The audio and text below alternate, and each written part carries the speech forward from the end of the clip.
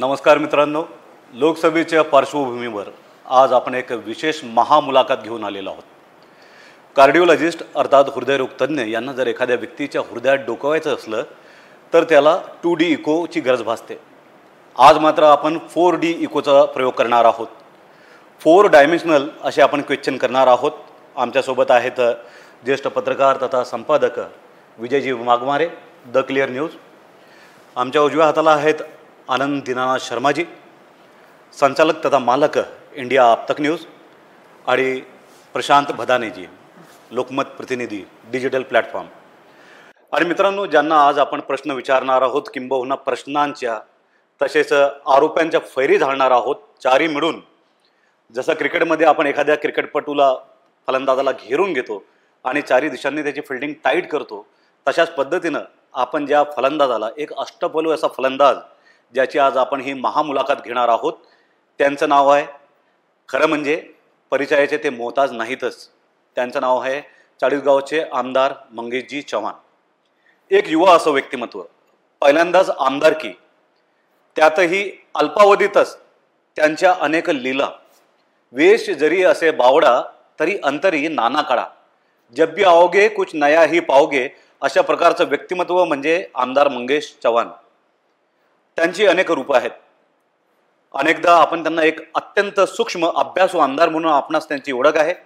कधी ते ट्रक चालक होतात, कधी ते अधिकाऱ्यांवर आरोप करतात, अधिकाऱ्यांवर रागवतात, कधी RTO असेल, कधी MSEDCLचे अधिकारी असतील, त्यांना खुर्चीवर उचलून ते नेतील, अशा अनेक लीला.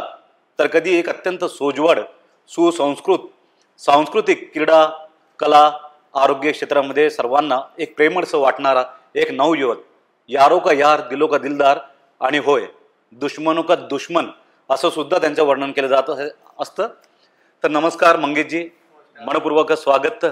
आपलंही स्वागत आहे. धन्यवाद सर. आज 4 डायमेन्शनल आरोपांच्या फेरी आपल्यावर होणार आहेत. आपल्याबद्दल जाणलेलं आहे की एक दुल क्लास असं व्यक्तिमत्व आहे, जे मनात असतं ते ओठात असतं, जे ओठात असतं तेच पोटात असतं. तर प्रश्नांच्या फैरी पहिला ओव्हर टाकण्याचा मान देऊया आमचे ज्येष्ठ असे संपादक, द क्लिअर न्यूजचे अभ्यासू असं व्यक्तिमत्व आणि संपादक असलेले विजयजी वाघमारे यांना. विजयजी. दादा, पहिल्यांदा आमदार आणि आयुष्यातली पहिली लोकसभा, की जी लोकसभाची निवडणूक आपल्या नेतृत्वाला लढवली जाते, कसा अनुभव आहे पहिला? ते खरं तर बघा, ही निवडणूक माझ्या नेतृत्वाखाली लढवली जात नाही आहे. मी त्यातला एक रोल प्ले करणारा एक प्लेयर आहे. ही भारतीय जनता पार्टीच्या नेतृत्वाखाली लढवली जाते.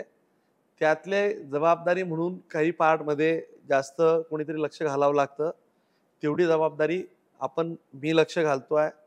आणि शेवटी असं असतं की कुठेतरी आपल्याला स्वतःला, पक्षाला वेळ देऊन स्वतःचं, पक्षाचं अस्तित्व जे आहे ते अधिक वाढवण्यासाठी प्रयत्न करावा लागतो.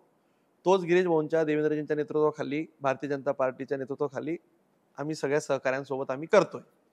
पण दादा, मग विरोधक असा आरोप केला होत आहेत की उमेदवार स्मिताताईंनी मंगेश दादा आहे, मंगेश दादा त्या पद्धतीने प्रचारही करतायत, जणू तुम्हीच उमेदवार आहेत. बघा, असं आहे की आजकाल तो राजकारणात भाव कमी होत चाललाय. जबाबदारीचं भान हे घेणाऱ्यावर पण तेवढंच असतं. स्मिताताई उमेदवार म्हणजे मी उमेदवार, मी उमेदवार म्हणजे कार्यकर्ता उमेदवार. कृषी उत्पन्न बाजार समितीचं आमचे एक इलेक्शन झालं. आमच्या उमेदवारांनी, तुम्ही कोणालाही विचारा, मी प्रत्येक मतदारापर्यंत पोहोचलो, प्रत्येक, पूर्ण वेळ दिला. आणि मी स्वतः उमेदवार आहे कृषी उत्पन्न बाजार समितीचा संचालक म्हणून. माझी जबाबदारी आहे म्हणून आपल्याला इलेक्शन लढायचं आहे, अशी मी त्यावेळेस भूमिका घेतली. हीच भूमिका 2014ला मी स्वतः उमेदवार आहे, हीच भूमिका कार्यकर्ता म्हणून घेतली. 2009ला ज्या वेळेस वाडीलाल भाऊ उभे होते त्यावेळेस अगदी छोटा कार्यकर्ता म्हणून घेतली. 2012च्या अगोदरची 2007ची पंचायत समिती होती, त्यावेळेस आमच्या हिंगोण्याच्या संध्या चव्हाण उभ्या होत्या. त्यावेळेसच्या लोकांना आजही आठवतं की ते म्हणायचे की हा एकदम छोटा कार्यकर्ता आहे, पण हा किती ॲक्टिव्हली काम करतोय. तो माझा कदाचित एक स्वभाव आहे. मग ती ग्रामपंचायत स्तराचं इलेक्शन असो, पंचायत समिती असो, जिल्हा परिषद असो, मग तो उमेदवार मी असो किंवा नसो, झोकून देणं हा माझा एक स्थायी स्वभाव आहे. त्या पद्धतीने मी काम करतो. आता याच प्रश्नाला अनुसरून माझा प्रश्न असा आहे की सुरुवातीला जळगाव जिल्हा भाजपचा बालेकिल्ला मानला जातो. सुरुवातीला ही लढत सोपी वाटत होती ज्यावेळेस स्मिताताईंचं तिकीट डिक्लेअर झालं, पण नंतर समोर महाविकास आघाडीला उमेदवार मिळत नव्हता अशी पण चर्चा होती. पण नंतर काय घडामोडी घडल्या संपूर्ण जिल्ह्याला माहिती आहेत. करण पवार उन्मेष पाटील ठाकरे गटात गेले, करण पवारांना तिकडची उमेदवारी मिळाली, त्यामुळे ट्विस्ट आला आणि जी सोपी वाटणारी लढत होती आज असं म्हटलं जात आहे की भाजपची सीट धोक्यातही येऊ शकते. म्हणजे नेमकं असं कोण म्हणतं? असं एक चित्र समोर येतंय. त्यांचाही दावा आहे, तुम्ही 5 लाखाचा लीडचा दावा तुमचा आहेच, पण खरंच वस्तुस्थिती तशी आहे का? बघा, तुम्हाला सांगतो, दावे प्रतिदावे हा राजकारणाचा एक भाग असतो. ही निवडणूक तुल्यबळ नाही, ही अगदी एकतर्फी निवडणूक आहे. पण भारतीय जनता पार्टीचं एक वैशिष्ट्य आहे, प्रत्येक निवडणूक तुम्ही बघा, अगदी एका मतानेच आपल्याला जिंकायचं आहे. कारण की आम्ही अटलजींना एका मताने गमवताना पाहिलंय. त्याच्यामुळे ती रिस्क कोणीही कार्यकर्ता घ्यायला तयार नसतो. झोकून देऊन काम सगळा कार्यकर्ता करतात. जरी हे एकंदरीत बाहेर चित्र असेल, हे एक ज्याला आपण म्हणतो की एक पेंट केलेलं चित्र आहे, पिक्चराइज केलं आहे, तशी वस्तुस्थिती नाही. खालची जनता कन्व्हिन्स आहे, सर्वसामान्य माणूस कन्व्हिन्स आहे. आता विरोधक त्यांच्या पद्धतीने विरोधकाचं काम करतील, ते प्रचार करतील, आरोप प्रत्यारोप करतील, पण तशी वस्तुस्थिती बिलकुल नाही. ही तुल्यबळ लढत आज जरी दिसत तुम्ही म्हणत असलात, तुम्ही म्हणताय म्हणून, पण ज्या दिवशी निकाल लागेल त्या दिवशी धक्कादायक निकाल लागेल, हे वाक्य तुम्ही लक्षात ठेवा. पण मग दादा, आता करण पवार जे काही दिवसांपूर्वी तुमच्या सहकारी होते, तुमच्या प्लॅनिंगमध्ये देखील ते नेहमी असायचे, आता ते तिकडं आहेत, तुमचे काही लूप हॉल्स पण त्यांना माहिती आहेत, मग त्यांना हलक्यात घेऊन कसं चालेल? असं आहे की बघा, भारतीय जनता पार्टी यांची इलेक्शन स्ट्रॅटेजी खुली किताब आहे. हे सगळ्यांना ओपन टू ऑल आहे. कारण की ती बूथ पासून चालू होते, पन्ना प्रमुखापासून चालू होते, तर म्हणजे राज्याच्या प्रमुखापर्यंत, नेतृत्वापर्यंत जाते. त्याच्यामुळे त्यांना ते माहिती आहे की बाबा हे किती ताकदीने काम करतात. आता लूप होल्स म्हणजे इथं काही खोटं नाटक काहीच नाही. असले त्यांनी लूप होल जनतेसमोर आणावं, ते काय आणूच शकत नाही. इथं काही लूप होल्सने इलेक्शन लढता येत नाही. इलेक्शन हे कार्यकर्त्यांच्या, सहकाऱ्यांच्या, विश्वासू साथीदारांच्या बळावर लढलं जातं. आणि ते केडर फक्त भारतीय जनता पार्टीकडे आहे. त्यांच्याकडे फक्त लीडर आहेत, स्टेजवर दिसत आहे. अगदी त्यांना जर विचारलं तर मी मायक्रो अनालिसिस तुम्हाला सांगतो, जवळजवळ त्यांची आजची जिल्ह्याची परिस्थिती अशी आहे, 350 ते 450 ठिकाणी काय सांगतोय, त्यांचे बूथ लावायला तेवढे स्ट्रॉंग माणसं नाहीत, बूथचे कागद घ्यायला तेवढे माणसं नाहीत. तुम्ही हवं तर ग्राउंड रिपोर्ट चेक करा, त्या ठिकाणी आम्ही तुम्हाला तो ग्राउंड रिपोर्टही देऊ. आज भारतीय जनता पार्टी आणि मित्र पक्षांची परिस्थिती अशी आहे की अगदी अंमळनेरला गेलो किंवा आत्ता पाचोऱ्याला गेलो, किशोरप्पांचे पूर्ण बूथ ते लावताय, बीजेपीचे पूर्ण बूथ लागताय, दिलीप भाऊ आता उद्या मेळावा घेताय, ते पूर्ण बूथ लावताय. म्हणजे आमचे 3-3 बूथ लागतायत.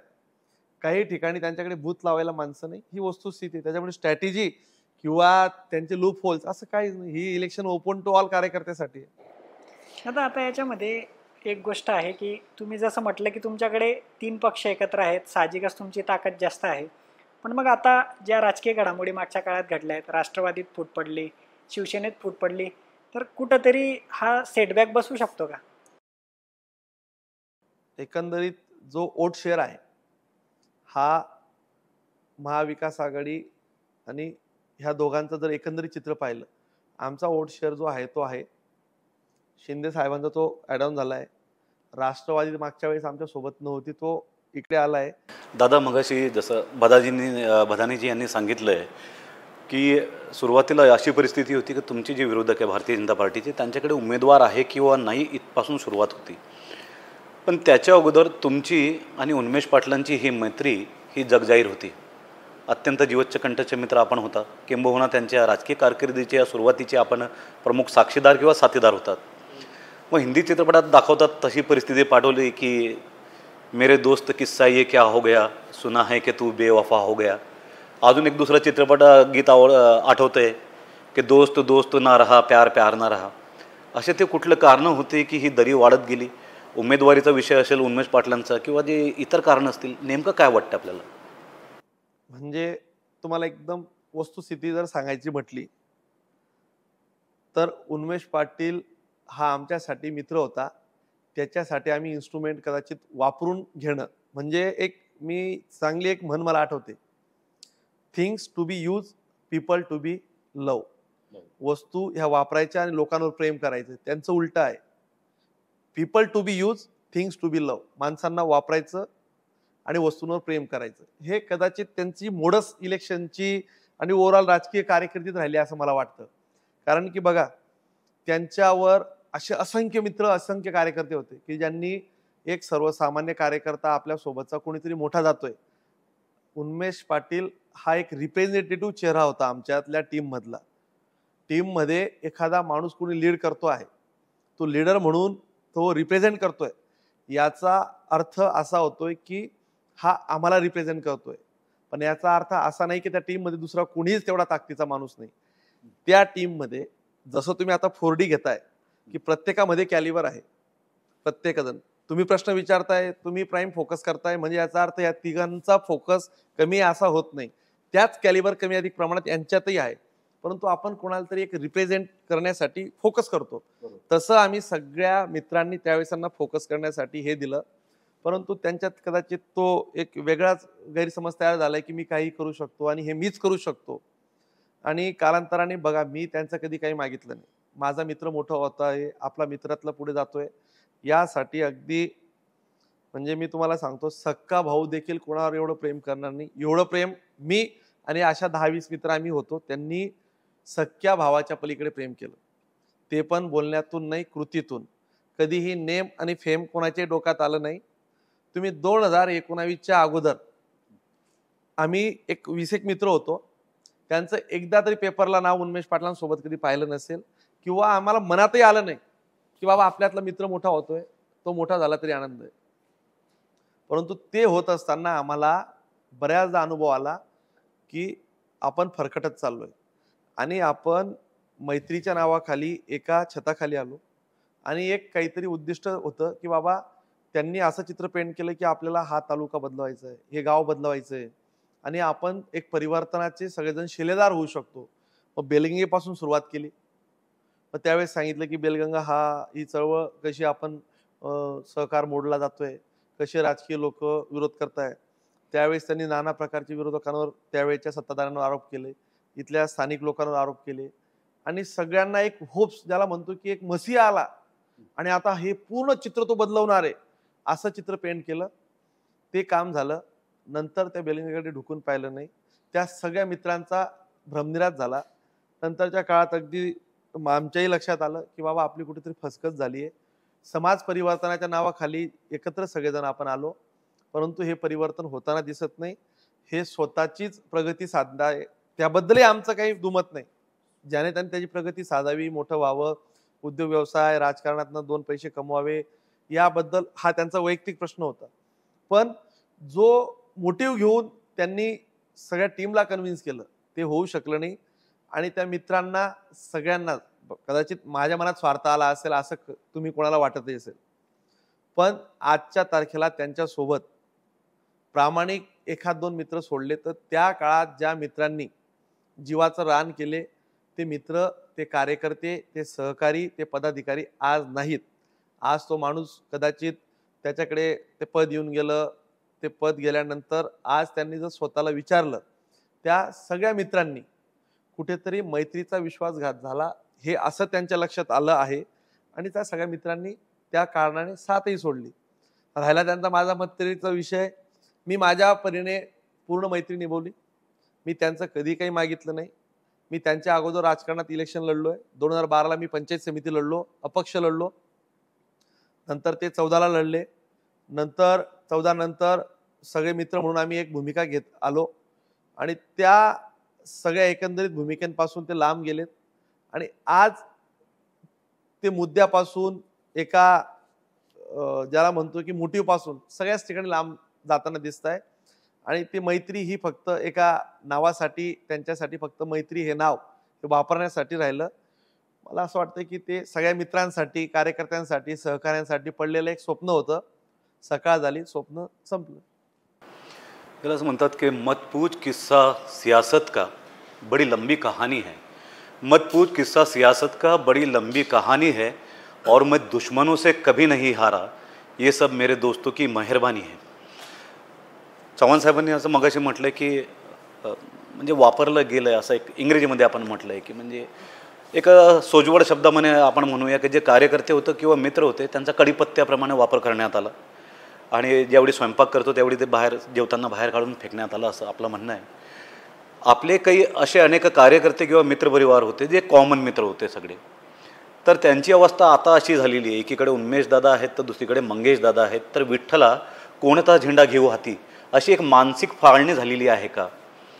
आणि आज गिरीश भाऊ महाजन यांनी सुद्धा जाहीर सभेमध्ये एक थेट आव्हानच दिलेलं आहे उन्मेष पाटलांना की जर तुम्हाला मताधिक्य करून दाखवायचं असेल तर तुम्ही 40गावमध्ये करून दाखवा, तिथे आमचा मंगेश चव्हाण बसलेला आहे, अशा शब्दांमध्ये थेट आव्हान दिलेलं आहे. बघा, मित्र हा भाग राजकारणात एक स्टेजपर्यंत सोबत असतो, परंतु कार्यकर्ता त्यांच्या सोबत गेला नाही.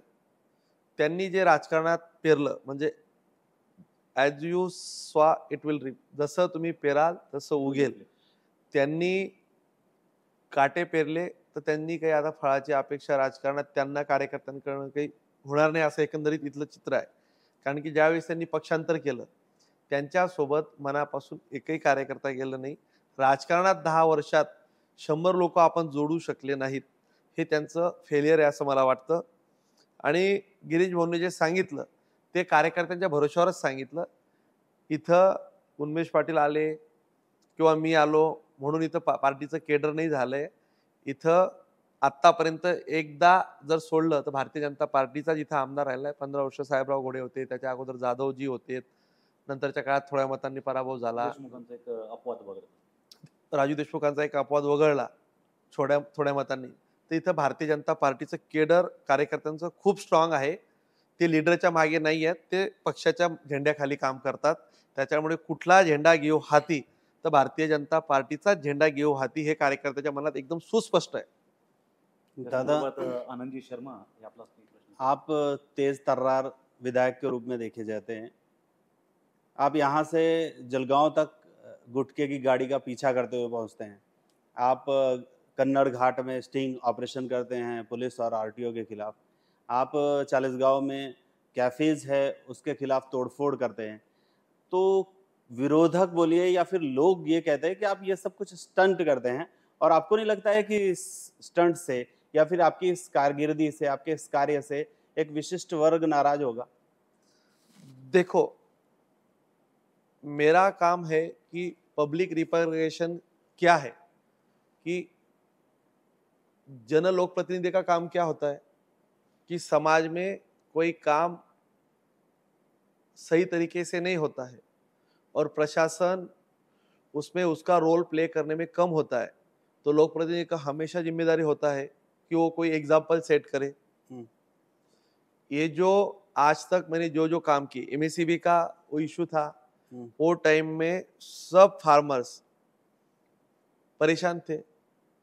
हमने 10 बार डीपीडीसी में, विधानसभा में आवाज उठाने का प्रयास किया, लेकिन तब की सरकार पूरी गूंगी थी, बहरी थी, सुनाई नहीं देता था. गांधी जी के 3 बंदर जैसे वो सरकार चलाते थे. तो मेरा लोक प्रतिनिधि के नाते लोगों का रिडल सर मैं कम करूं, इसके लिए मेरा एक मॉरल रिस्पॉन्सिबिलिटी था, वो मैंने किया. गुटखे का गाड़ी, गुटखा बैन है. अभी ये तो सही है कि हर चीज समाज में गलत चलने वाला हर चीज मैं रुका नहीं सकता हूँ. इसका मतलब ये नहीं कि मैं पूरी आंखों से ये सब चीज देखता रहूं. मुझे जो ध्यान में आता है, जो गलत है, उसका मैं हमेशा अपोज करता हूँ. और मेरा हमेशा प्रयास रहता है कि समाज में एक परिवर्तन के लिए मैं कुछ एग्जाम्पल सेट करूं. करप्शन रहे या तो कोई कंट्रोवर्सी में या तो कोई कॉमन मैन में, वहाँ पे जहाँ पे रिलीफ वो एक्सपेक्ट करता है, जैसे आरटीओ का हुआ, वो पब्लिक को एक एग्जाम्पल सेट करना था कि भाई ये ऐसा हो सकता है, और उसका थोड़ा इफेक्ट भी नीचे आया. स्टंट करने के लिए मुझे जरूरत नहीं, मुझे लोगों ने चुन के दिया है। लोगों के हित में मुझे जो जो करने की जरूरत पड़ेगी, आप कोई स्टंट समझे, कोई पब्लिसिटी समझे या कोई भी समझे, मैं लोगों के हित में वो करूंगा। मैं लेकिन- पीपल व्हाट थिंक अबाउट आप मी। दादा, लेकिन इससे तो युवा वर्ग नाराज हो जाएगा अगर कैफे वैफे आप तोड़ेंगे इस तरीके से। तो देखो 10 लोग नाराज होंगे, वहां पे कैफे में जो प्रकार चल रहा था वो अनैतिक था, मॉरल खुद का सपोर्ट नहीं कर रहा था। वहां पे कैफे के नाम से कोई कंप्यूटर नहीं था, वहां पे कोई फूड नहीं था, एक डार्क रूम था और वहां पे एक अनैतिक जैसा काम चल रहा था। तो ये मुझे ऑलरेडी मैंने स्टैंडिंग इंस्ट्रक्शन दिया था, मेरा यहाँ पे पुलिस में पूरा स्टैंडिंग इंस्ट्रक्शन कि कोई गलत काम दिखता है तो रुकाओ। तो मुझे वो करना पड़ा, उसके लिए भुसावल अनेक जगह वो कैफे बंद भी करने पड़े, पुलिस वहां पे एंट्री रखने लगे। तो मुझे लगता है कि इसमें एक जागरूकता बढ़ी, उसमें पब्लिक को एक समाधान हुआ और पीपल को लगता है, कॉमन मैन को लगता है कि हमारा आमदार हमारे लिए, हमारी लड़की घर के बाहर जाती है, लड़का घर के बाहर जाता है, तो उसकी रिस्पॉन्सिबिलिटी जितनी उनकी पेरेंट्स की है, तो मैं भी समझता हूँ कि मैं भी इनका गार्डियन हूँ, तो मेरा भी कुछ ना कुछ रोल रहता है, मेरी भी रिस्पॉन्सिबिलिटी है, तो मैं उतना हो सके उतना रोल प्ले करता हूँ। दादा, एक मजाकिया लेकिन सीरियस सवाल है, ये स्टंटबाजी आपने किससे सीखी है? ऐसी स्टंटबाजी तो गिरीश महाजन किया करते थे और वो आप उनके एकदम नजदीकी हो, तो क्या ये इस तरीके की स्टंटबाजी आपने महाजन साहब से सीखी? अभी देखो, ये आप इसको स्टन नाम देते हैं, आप पब्लिक को एंड में पूछो, जेल में जाने का तो कोई स्टंट नहीं करेगा। 13 दिन जेल में जाना, आप भी करके देखो कभी कभी एक बार कोई पूछ के, एक दिन कोई जेल में नहीं जाता। मैंने बच्चों को छोड़ को, परिवार के छोड़ के फार्मर के साथ 13 दिन रहा, मेरे पे केस चालू है, आज भी मैं कोर्ट में जाता हूँ। आप इसको स्टंट नाम दे के मुझे ऐसा लगता है कि कोई अच्छा काम करने वाले के लिए आप डिमोरल कर रहे हैं। जैसे एक जुडिशरी पावर है कि जो पावर एक्सरसाइज करती है कि लेजिस्लेचर, म्हणजे जैसे कि मेरा काम क्या है कि लेजिस्लेचर टू लेजिस्लेट, कि पीपल को लिटरेट करके वो बताना, लेकिन जब हर चीज कायदे से नहीं होती है, जिसको जो भाषा में समझता है वो भाषा में मैं समझाने का प्रयास करता हूँ। शायद ये किसी के लिए 2-5 लोगों को क्या लगता है मुझे मालूम नहीं, लेकिन पब्लिक के हित में जो है वो मैं करने का प्रयास करता हूँ। दादा, थेट प्रश्न, उन्मेष पाटलांचं जे तिकीट कापलं गेलं, या षडयंत्रामागे तुम्ही होतात, तुमच्यामुळे त्यांचं तिकीट कापलं गेलं। भारतीय जनता पार्टी ही काही अशी प्रायव्हेट लिमिटेड एका व्यक्तीच्या भोवती चालणारी पार्टी नाही। सगळ्यात पहिले लोकसभेची तिकीट करण्यासाठी पार्लिमेंटरी बोर्ड आहे, पार्लिमेंटरी बोर्ड तो निर्णय घेतं, तो निर्णय घेताना राज्याची एक समिती आहे, जिल्ह्यातनं आणि त्यांचे पण सगळे सर्व्हिलन्स, विजिलन्स, सर्वे सगळेच टीम आहेत, शासकीय प्रशासकीय सर्व यंत्रणा आज आहेत केंद्राकडे, राज्याकडे। यामध्ये उन्मेष पाटलांची तिकीट कापण्याची कारणं काही प्रमाणात आजही देवेंद्रजींनी तो मुद्दा घेतलाच की त्यांना आम्ही वाचवलं नुकसान होण्यापासून। तर अशी कारणं निश्चित त्यामागे आहेत की ज्यामुळे त्यांचं तिकीट कापलं, त्याचं नॉलेज त्यांना पण आहे, कदाचित ते सांगणार नाही। मग तिकीट कापण्याच्या विषयावर बघा, आमदार खासदाराचे मतभेद हे काही महाराष्ट्रात काही 40 गावासाठीच नाही, 70% ठिकाणी आमदार खासदारांचे मतभेद आहे, म्हणून काय पार्टीने सगळ्याच ठिकाणी तिकीट कापलं असे नाही। नाही, पण दादा, याच्यात विषय असा आहे की ही जी निवडणूक आहे त्यांचं तिकीट कापल्यामुळे जी भाजपासाठी सोपी होती ती एका निर्णयामुळे अवघड झाली असं नाही वाटत का? बघा, राजकारणात कोणीतरी विरोधक तुमचा राहणार आहे, बर्दाश्त करो या तो ओव्हरटेक करो। चुकीचे माणसं लादून घेऊन पार्टी पुढे जाईल अशा पार्टीत भारतीय जनता पार्टी नाही। पार्टीने आजवर अशा हार्ड निर्णय खूप घेतले आहेत, राज्यात आपण अनेक उदाहरणं पाहिलं। म्हणजे जेव्हा जेव्हा पार्टीला वाटलं तर कितीतरी जणांच्या बाबतीत निर्णय झाला, असे निर्णय पार्टी घेत राहते। त्याच्यामुळे उन्मेष पाटलांचा निर्णय काही फार त्याच्यामुळे निवडणूक झाली म्हणजे राज्याचे एखादा माणूस मुख्यमंत्री पदाचा दावा करतो, पण तो व्यक्ती केंद्रित राजकारण करतो, परिवार केंद्रित राजकारण करतो, उद्या उठून पार्टीला हे घातक आहे, असे लोकांचे निर्णय झाले। त्याच्यामुळे पार्टी काही असा विचार करत नाही की निवडणूक आपल्याला सोपी झाली ना अवघड झाली। राजकारणाचा भाग आहे, फेस करावा लागेल. तुम्ही सांगतात की त्यांचं तिकीट कापण्याची कारणं त्यांना माहिती आहेत. फडणवीस साहेबांनी सांगितलं, तुम्ही सांगितलं की मी कधीतरी जाहीर करेल. कारण का सांगत नाही आपण? कारण का नाही सांगत आपण? बघा, म्हणजे त्यांचं जर काही चुकलं असेल तर ते जगासमोर का नाही आलं पाहिजे? कुठल्याही गोष्टीला एक वेळ असते. योग्य वेळ आल्यानंतर योग्य ठिकाणी आपण जनतेसमोर जाईल. मला असं वाटतंय की आता इलेक्शन चाललंय देशाचं. उन्मेष पाटलांना फार महत्त्व देण्याची गरज नाही. त्यांचा चॅप्टर हा क्लोज झाला आहे. एका वाक्यात सांगायचं म्हटलं तर त्यांना जी जबाबदारी पक्षाने दिली आहे, त्यांनी मित्राला आणून देण्यासाठी जी जबाबदारी घेतली आहे ती त्यांना पूर्ण करू द्या. चाळीसगावमध्ये कुठल्याच परिस्थितीत त्यांना लीड भेटणार नाही, कारण की इथलं पब्लिक इम्पल्स हे त्यांच्या सोबत नाही. त्यांच्या तिकीट कापायच्या कारणांवर आपण कधीतरी याच्यावर मी सविस्तर खुलासा करेल, पुराव्यांसह खुलासा करेल. दादा आता तिकिटाचा विषय निघाला तर एक गोष्ट विचारायला हरकत नाही की उन्मेष पाटलांचं तिकीट कापलं जाईल म्हणजे लोकसभा निवडणुकीचा आराखडा जाहीर व्हायचा होता, त्याच्या आधीपासून किमान 2 महिने आधी हे नरेटिव्ह सेट केलं गेलं. उन्मेष पाटलांचं तिकीट कापलं जात आहे. ते कोणी केलं? आता तोच मुद्दा होता की हे नरेटिव्ह सेट झाल्यानंतरही मग उन्मेष पाटलांना गाफील का ठेवण्यात आलं, हा माझा पहिला प्रश्न. आणि दुसरा प्रश्न असा होता की थेट आता उन्मेष पाटलांचं तिकीट कापल्यानंतर एक चर्चा अशी रंगलेली आहे की मंगेश चव्हाण ज्यावेळेस चाळीसगाव तालुक्यामध्ये सक्रिय राजकारणात सक्रिय झाले त्यावेळेस त्यांना सेट करण्यासाठी उन्मेष पाटलांना केंद्रात प्रमोशन देण्यात आलं. खासदारकी त्यांना 2019 इच्छा नसताना लढवावी लागली. नंतर मंगेश चव्हाण आमदार झाले. आता उन्मेष पाटलांना ते डोईजड होतील म्हणून त्यांचा थेट पत्ता कापला आणि मंगेश चव्हाणांचा मार्ग मोकळा केला. तर ही जी सारी चर्चा आहे तर नेमकं उन्मेष पाटलांचा यात गेम झालाय का सरळ सरळ? बघा, ही चर्चा ही फक्त खालच्या स्तरावर कोण कसं करतं माहिती नाही. उन्मेष पाटलांचा परफॉर्मन्स जर या 5 वर्षाचा लोकसभेचा पाहिला तर त्यांनी लोकसभे मतदारसंघात किती वेळ दिला, दिल्लीला किती वेळ दिला, त्यांनी काय काय विकास कामं आणली, कार्यकर्त्यांनी जो नरेटिव्ह सेट केला त्यांच्या रोजच्या दैनंदिन संपर्कावरून, त्यांच्या रोजच्या व्यवहारावरून, त्यांच्या रोजच्या वागण्यावरून, फिरण्यावरून, राहण्यावरून नरेटिव्ह सेट झाला. तो काय ठरवून कोणी नरेटिव्ह सेट करू शकत नाही. राहिला दुसरा विषय मंगेश चव्हाणला सेट करण्यासाठी, भारतीय जनता पार्टीने अशी कोणाला सेट करण्याची कधीच जबाबदारी घेतलेली नाही. भारतीय जनता पार्टीत जो कार्यकर्ता स्किल आहे तो त्याच्या स्किलवर सेट होतो. कार्यकर्ता म्हणून त्याला पक्ष त्याला ताकद देत राहतं. त्याच्यामुळे त्यांना जे काही मिळालं, त्यांचं काही 3 पिढ्यांचं भारतीय जनता पार्टीचं राजकारण नव्हतं. त्यांचे वडील आजही जाहीर भाषणात ते बीजेपीत असताना सांगत होते की मी राष्ट्रवादीचा कार्यकर्ता आहे. त्यांचा परिवार कधीही भारतीय जनता पार्टीचा नव्हता, संघाशी संबंधित नव्हता. ते एका वेगळ्या विचारसरणीचे लोक आहेत. त्यांना भारतीय जनता पार्टीने एकदा उमेदवारी दिली, त्यांना लोकसभेला पाठवलं आणि पार्टीने तो काही निर्णय घेतला तो एका वेगळ्या कंटेक्समध्ये घेतलाय. त्यांच्या तिकीट कापण्याची खूप प्रॉमिनंट अशी कारणं आहेत. ती आत्ता इलेक्शनच्या काळात सांगणं म्हणजे आरोप प्रत्यारोप होतील किंवा त्या विषयाला वेगळं वळण मिळेल.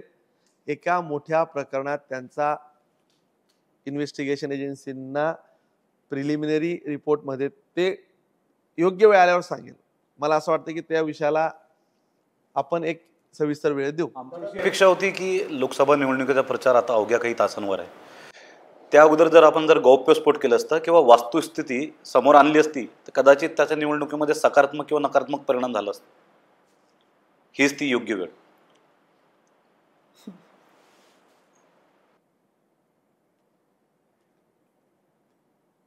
त्यांच्या त्या विषयावर 4 ते 5 कारणांपैकी एक कारण महत्वाचं त्यांना आडवं आलं. ठेकेदारांना एक्स्टॉर्शन, ठरवून त्रास देणे, केंद्रीय नेतृत्वाने राज्य नेतृत्वाने सांगितल्यावर देखील त्या लोकांना त्रास देणे, कत्तल खाण्यासारखा प्रकार त्यांच्या कारकिर्दीमध्ये चाळीसगावला आणणे, त्या उद्योजकाशी हातमिळवणी करणे आणि यासोबत पक्ष नेतृत्वाविषयी, पक्ष नेतृत्वाच्या संदर्भात कागदोपत्रांचा आधार घेऊन त्यांना अडचणीत आणण्याच्या प्रकरणात त्यांचा सहभाग असल्याचं प्रथमदर्शी माहिती आहे. अजून त्यांचे काही प्रकार आहेत. आत्ता तरी तुमच्या समाधानासाठी एवढे 3 प्रकार खूप झालेत. अजून काही मटेरियल मला विधानसभेला गरज पडेल तेव्हा मी लोकांना सांगेन. दादा, याच्यात एक विषय असा आहे की समजा असं गृहीत धरूया की तुम्हाला माहिती होतं की त्यांचं तिकीट कापलं जाणार आहे. मग भाजपाने उमेदवार जाहीर करण्याची घाई केली असं वाटत नाही का? जर उमेदवार तुम्ही थोडं उशिराने जाहीर केले असते, जसं 89च्या वेळेस झाले की त्यांना तो टाईम स्लॉट मिळाला नाही आपलं उपद्रव मूल्य दाखवण्याचं, पण यांना उमेदवारी लवकर जाहीर झाल्यामुळे खूप स्पेस भेटला, त्यांना निर्णय घेता आले, कार्यकर्त्यांच्या भेटी घेता आल्या, कुठल्या राजकीय नेत्यांच्या भेटी घेता आल्या, त्यांचे काही गोष्टी असतील समजा राजकीय भवितव्याच्या दृष्टीने त्या संदर्भात चर्चा करता आली. तर असं नाही वाटत का की हेच उमेदवार जर तुम्ही थोडे उशिरा जाहीर केले असते तर हे जी बंडखोरी आता तुमच्या पक्षात झाली आहे, कार्यकर्त्यांची जी विभागणी झाली आहे, ही टाळता आली असते आपल्याला? बघा, असं आहे की राजकारणात कोणीतरी विरोधात लढणार आहे, बरोबर आहे. उलट आम्हाला सोपा उमेदवार मिळाला आहे. तुम्हाला उद्या परवापासून लक्षात येईल की ह्या उमेदवाराचं वातावरण काय आहे. यांनी एक माहोल तयार केला होता. सोशल मीडियावर काहीतरी खोटे आरोप करायचे, मोठ्या लोकांवर आरोप करायचे, नेतृत्वावर आरोप करायचे. तो माहोल तयार करून इनकॅश होईल असं त्यांना वाटलं. त्यांचा भ्रमाचा भोपळा तयार झाला आणि उन्मेष पाटलांच्या उमेदवारी संदर्भात केंद्रीय नेतृत्वाने निर्णय घेतला. त्यांनी उमेदवारी जाहीर केली. उलट पॉझिटिव्हली आम्हाला भारतीय जनता पार्टीसाठी, स्मिताताईंसाठी चांगला वेळ मिळाला.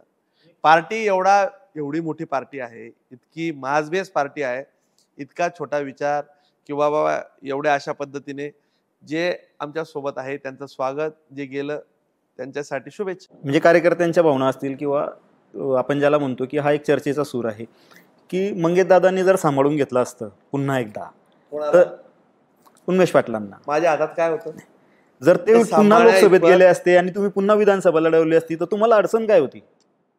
नाही, हे सांभाळ हा माझ्या हातातला भाग नाही. पहिला मुद्दा, त्यांनी भारतीय जनता पार्टीचं कधी कामच केलं नाही. तुम्हाला एक तुमच्या माहितीसाठी सांगतो, त्यांनी त्यांच्यासाठीच फक्त भारतीय जनता पार्टीचं काम केलं. त्यांच्यानंतर त्यांनी जिल्हा परिषदला ठरवून इथल्या जागा पाडल्यात. मराठा समाजाचा एकही माणूस तयार होऊ द्यायचा नाही. जिल्हा परिषदला एकही माणूस त्यांनी निवडून द्यायचा नाही. हे प्लॅनिंग बॅक टू बॅक त्यांनी केलं. जे आहे ते सगळे कानाखालचे लोक ठेवायचे. प्रस्थापित ज्यांनी 30-30 वर्ष पक्ष सांभाळला त्या सगळ्या लोकांची तिकीटं कापले. मार्केटला त्यांच्या विरोधात काही लोकांनी बंडखोरी केली. त्यांच्या अंतर्गत कुरघोडीमुळे ते मार्केट हातातनं गेली. पंचायत समितीला योगायोगाने त्यांच्या हातात आली. पण आज तुम्ही बघा, नगरपालिकेला त्यांनी राष्ट्रवादीचा माणूस इकडे आणला, त्याला उमेदवारी दिली. विधानसभेला माझ्या वेळेस अगदी ओपन काम केलं. ओपन सगळ्यांना सांगून 6-7 उमेदवारांना सांगितलं मी आर्थिक मदत करतो. माझ्याकडे सगळे पुरावे आहेत. तेच इंटरव्ह्यू द्यायला तयार आहे तुम्हाला. 1-2 जणांची तुम्ही इंटरव्ह्यू घ्या. त्याच्यामुळे उन्मेष पाटील हा स्वतःसाठीच फक्त कमळासाठी काम करायचा. त्यांनी कधीच कमळाला मतदान केलं नाही. कधीच भारतीय जनता पार्टीच्या विचारासोबत राहिले नाही. कधीच नेतृत्वासोबत प्रामाणिक राहिले नाही. प्रचंड महत्वाकांक्षा आणि पक्षाची गद्दारी त्यांना भोवली. नाही, मग तुम्ही आता समजा ते पक्ष सोडून गेल्यानंतर हे सगळं बोलतायत, पण ते जर ज्यावेळी ह्या गोष्टी करत होते त्यावेळी तुम्ही का आवाज नाही उठवला? मग त्यांना सांगितलं की तुम्ही हे करताय ते चुकीचं करताय. त्यांना पक्ष नेतृत्वाने समजवलं होतं, त्यांना सूचना दिल्या होत्या. अगदी माझ्या समोरही सांगण्यात आलं होतं. बऱ्याचदा सांगितलं, पंचायत समितीला त्यांच्या सोबतच्या लोकांनी गद्दारी केली म्हणून पंचायत समिती हातातून गेली. बघा, त्या माणसाच्या रक्तात प्रामाणिकपणा, रिलायबिलिटी, विश्वासार्हता, इंटिग्रिटी, लॉयल्टी, एखाद्या माणसाविषयी ॲफिनिटी ह्या त्याच्या डिक्शनरीत नाही. त्यांना मी म्हणतो की वापर करणे प्रत्येक व्यक्तीचा, गरज संपली की त्याला कडीपत्त्याच्या बाहेर फेकणे, ही त्यांची राजकारणातली मोडस आहे. त्याच्यामुळे त्यांना भारतीय जनता पार्टी इथं वाढण्यापेक्षा स्वतःच्या व्यक्तिकेंद्रित राजकारण करण्यात त्यांना जास्त आनंद होता. ते खासदार झाल्यानंतर एकच 5 वर्ष टर्ममध्ये माणूस स्वतःची बायको आमदार करावी, एखादा कार्यकर्ता मोठा करावा, ही भूमिका त्यांना कधीही वाटली नाही. की जी मी भूमिका आजही घेतली आणि उद्याही माझी भूमिका हीच राहील. माझ्या घरातून मीच राजकारण करेल. माझी बायको राजकारणात जेवढा वेळ मी देतो तेवढा तीही वेळ देते. याचा अर्थ असा नाही की उद्या ती राजकीय चेहरा म्हणून शहरात येईल, तालुक्यात येईल. ती जबाबदारी तिने सामाजिक जबाबदारी सांभाळावी इथपर्यंत ठीक आहे. परंतु माझा वारसदार भारतीय जनता पार्टीचा कार्यकर्ताच राहील, राजकीय वारसदार भारतीय जनता पार्टीच ठरवेल, मी कार्यकर्ता म्हणून माझी भूमिका मांडेल, अशी माझी कायम भूमिका असते. लोकसभेचं ठीक आहे, जे झालं ते झालं, पण आपण थेट असे त्यांना अंगावर घेतायत.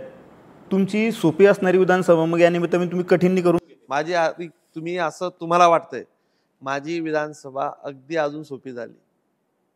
इथल्या लोकांना एका चांगल्या प्रस्थापित सगळ्या राजकारण्यांचं म्हणणं आहे, हा माणूस समोर राहिल्यानंतर अगदी काही तालुक्यातले आपल्या जिल्ह्यातले काही तालुके आहेत की ते लोक समोर आले की काही लोक येऊन समोरच्या व्यक्तीला सांगतात की आता या व्यक्तीसोबत राहावं लागेल.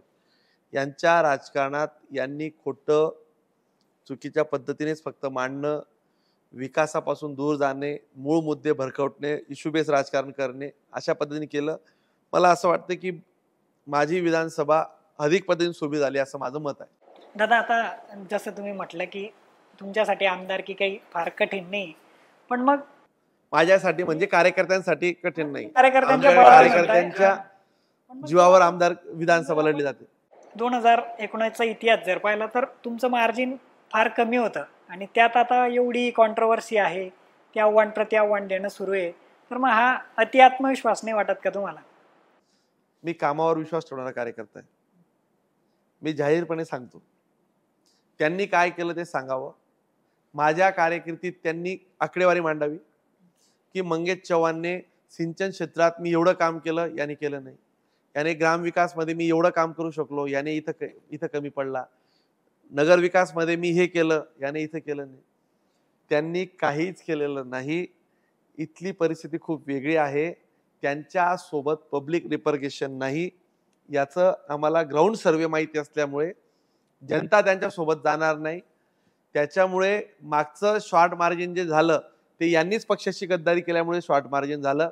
उलट आता एक डिव्हिजन आखली गेली, म्हणजे लक्ष्मण रेषेच्या ते तिकडचे विरोधक आणि इकडचे ते भारतीय जनता पार्टीचे कार्यकर्ते.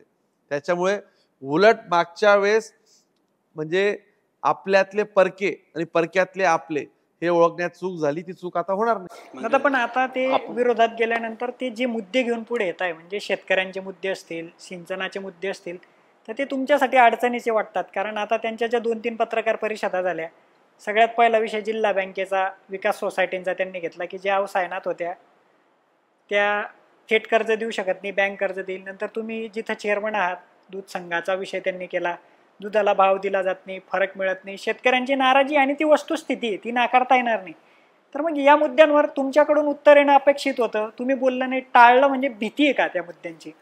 बघा, त्यांनी दुधाच्या भावावर सांगितलं, दुधाचे भाव आमचे भाव वाढलेत. आमचे दुधाचे भाव आज राज्यातली परिस्थिती पाहून घ्या, तुम्ही पण पत्रकार आहेत, तुम्ही पण अनालिसिस करा कोणाचे काय भाव चाललेत.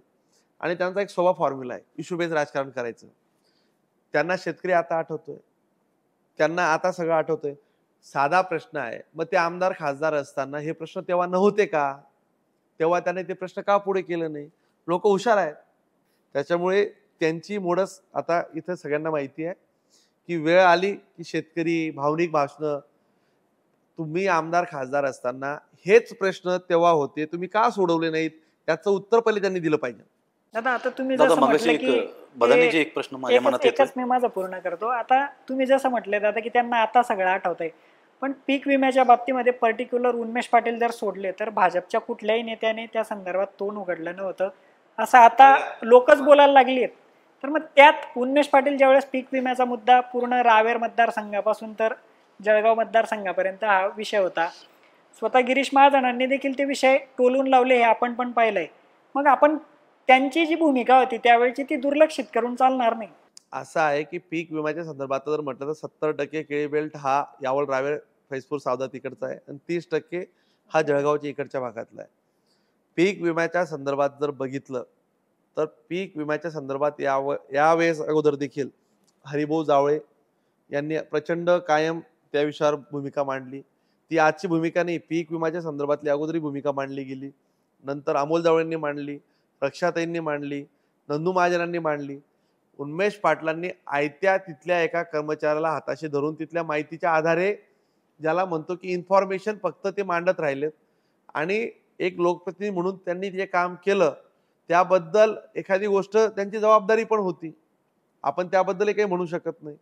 आता त्या गोष्टीच्या संदर्भाने जर एखाद्या उपकाराच्या भावनेतून ते करत असतील तर शेतकऱ्यांनाही कळतं. तुम्ही जर 5 वर्ष खासदार असताना एखाद्या गोष्टीसाठी पाठपुरावा केला तर आपली जबाबदारी म्हणून केला असंही म्हणता येईल. आणि या अगोदरही तिथल्या बऱ्याचशा लोकांनी केलं. 1 रुपयामध्ये विमा हा सरकारने दिलाय, बरोबर. त्यांनी त्या संदर्भात जर कागदपत्र पाहिली तर फक्त लाईव्ह मीडिया याच्या समोरच आहे. राज्य स्तरावर त्यांच्या कुठेही बैठका झाल्या नाहीत. त्यांनी फक्त शासनाकडनं काय करस्पॉन्डन्स झालं आणि आता कुठले कागद तयार होत आहेत त्या माहितीच्या आधारावर त्यांनी मांडलं. त्यांनी कधीही कृषी मंत्र्यांसोबत बैठक घेतली नाही, आयुक्तांसोबत बैठक घेतली नाही. त्या बैठकीचे मिनिट्स दाखवावे, त्या बैठकीच्या अनुषंगाने सगळे कागदपत्र त्यांच्याकडे नाहीत. फक्त पत्र देणं म्हणजे त्याच्यावर कारवाई होणं असं होत नाही. दादा, मगाशी आपण जो एक उल्लेख केला, नाम उल्लेख आपण मात्र टाळलेला आहे.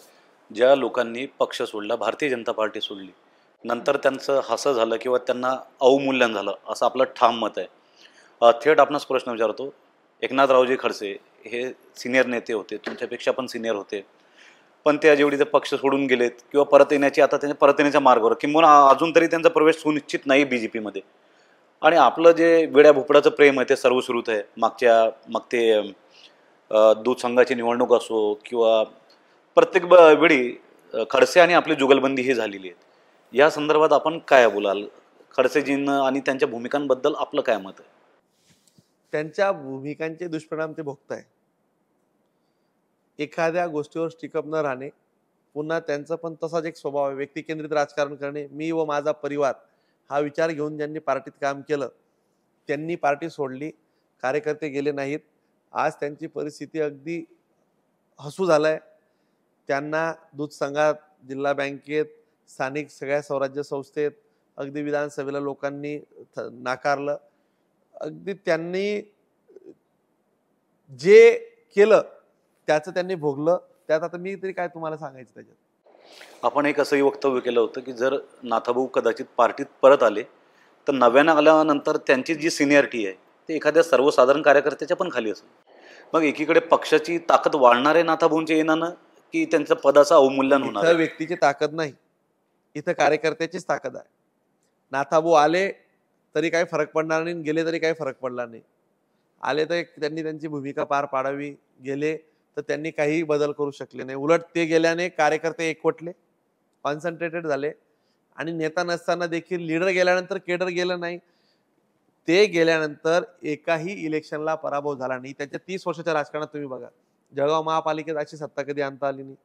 ते उत्तर महाराष्ट्रात नेते म्हणून म्हणायचे, धुळ्याला कधी करता आलं नाही, नाशिकला कधी करता आलं नाही, जिल्हा परिषदला एवढ्या प्रमाणात कधी करता आलं नाही, विधान परिषदेच्या संदर्भात एवढं कधी मताधिक्य मिळालं नाही, लोकसभेला एवढा कधी लीड मिळाला नाही. ते गेल्यानंतर काही थांबलंच नाही. त्याच्यामुळे त्यांच्या येण्याने आणि जाण्याने भारतीय जनता पार्टीवर फार काही मोठा परिणाम झाला असं मला वाटत नाही. जळगाव जिल्ह्याच्या राजकारणात आपली बऱ्यापैकी चर्चा झालेली आहे, विजयजी, आनंदजी, बदानेजी. तर एक वेगळा प्रश्न, थोडा उच्चस्तरीय प्रश्न विचारतोय. ज्यावेळी राज्यामध्ये सत्तांतराचं एक नाट्य घडलं, असं म्हटलं जातं की राज्याच्या राजकारणामध्ये फडणवीसांचे गिरीशभाऊ हे राईट हँड आहेत आणि मंगेश दादा चव्हाण हे गिरीश महाजन यांचे लेफ्ट हँड आहेत. तर ही जी एक फडी होती नेत्यांची, जे म्हणजे या सर्व घडामोडीच्या मागे, पडद्यामागे आपण पण होता असं म्हटलं गेलं आहे. आपण गुलाबराव पाटलांना भेटलात मुंबईमध्ये, काहीतरी 10-15 मिनिटाची भेट झाली. तर त्याच्यामध्ये असं काय आपण शब्दप्रयोग केले किंवा वक्तव्य केले किंवा असा कुठला फाईलचा आपण गठ्ठा सोबत घेऊन गेले की अर्ध्या तासामध्ये गुलाबराव पाटलांचं राजकीय क्रांतिकारक मतपरिवर्तन झालं आणि त्यांनी सकाळची फ्लाईट धरली. आणि तो जो एक 3G प्रवास होता, गुजरात, गुवाहाटी आणि गोवा, त्याच्यामध्ये आपली काय भूमिका? चेहऱ्यावरचं हास्य तर खूप काही म्हणजे सूचक दिसतंय. म्हणजे ही काय अचिव्हमेंट, उपलब्धी आहे तुमच्या चेहऱ्यावरची का मिस्केल असते? असं आहे की राजकारणात लेफ्ट आणि राईट हँड कधी नसतं. पार्टीचा जो काम करतो तो कार्यकर्त्याला जबाबदारी मिळत असते. गुवाहाटी या विषयावर राज्य स्तरावर काय निर्णय झाले असतील, त्यांनी काय निर्णय केले असतील, हा त्यांचा विषय आहे. गुलाबराव पाटलांचे माझे हे अगदी पारिवारिक संबंध राहिले. अगदी सुखात दुःखात वयाने ते माझ्याशी वडिलकीच्या नात्याने जरी असले, परंतु मित्रत्वाच्या नात्याने ते कायम माझ्याशी राहतात. कुठल्याही पारिवारिक विषयात त्यांचं आणि माझं कायम एक वेगळं ट्युनिंग राहिलं आहे. राजकीय विषयावर राज्याची परिस्थिती अशी आहे की सगळे लोक तिकडे गेले आहेत, तुम्हीच फक्त इकडे राहिले आहेत. युती धर्म म्हणून एक ज्याला म्हणतो की पर्सनल अफेक्शन म्हणून त्यांना मी एक भावनिक साथ घातली. देवेंद्रजींचा विषयावर त्यांची काय चर्चा झाली ते दोघंच तुम्हाला अधिकपणे सांगतील. पण त्यांना मी वस्तुस्थिती लक्षात आणून दिली की तुम्ही ज्या नेतृत्वासोबत काम करता आहेत ते नेतृत्व हे राज्याला न्याय देऊ शकत नाही, या राज्याला प्रगतीवर नेऊ शकत नाही. आणि ज्या उद्देशाने तुम्ही सगळेजण राजकारण आपण करतो आहे तो उद्देश सफल होईल असं मला तरी वाटत नाही. यासोबत एक व्यक्तिप्रेम देखील माझं होतंच. त्या प्रेमातून त्यांनी मी आणि गिरीश भाऊंची चर्चा झाली, त्यातनं त्यांनी तो निर्णय घेतला आणि त्या निर्णयातनं पुढे जे काही घडलं ते आपण सगळं पाहिलं. दादा, इन्होंने बोला वो फाइल थी क्या वाकई में? उनका कोई बिजनेस नहीं, उनका कोई फैक्ट्री नहीं, उनका कोई इंडस्ट्री नहीं. वो तो बोलते हैं कि 5 स्टार होटल्स वगैरह है, कुछ पूना मुंबई हाईवे पे उनके नाम पे, लोग तो यही बोलते हैं. अब देखो लोग क्या बोलते हैं मालूम नहीं.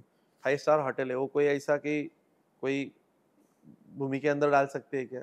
उसका कोई पेपर होएगा, कोई कंपनी होंगी, कंपनी में नाम होगा, कोई शेयर्स होंगे, शेयर्स होल्डिंग पैटर्न होगा, उसका कोई डिटेलशिप होगा, कोई ओनरशिप होगा, कोई लीज होगा, कोई तो पेपर होंगे ना.